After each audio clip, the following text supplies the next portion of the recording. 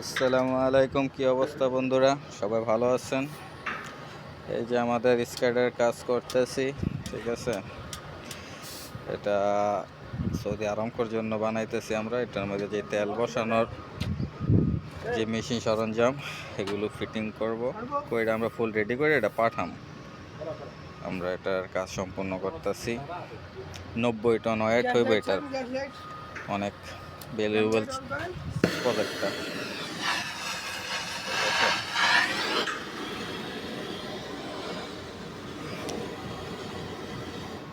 ওই যে ইঞ্জিনিয়ার চায় না, ওখানে কাজ দেখশন করতেছে।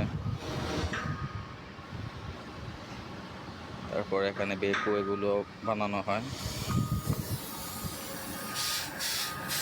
সব কিছু। এখানে এটা ডিস্ট্রিবিউটার, এখান থেকে সব কিছু রেডি করে আমরা এখানে আরাম করতে পাঠাই।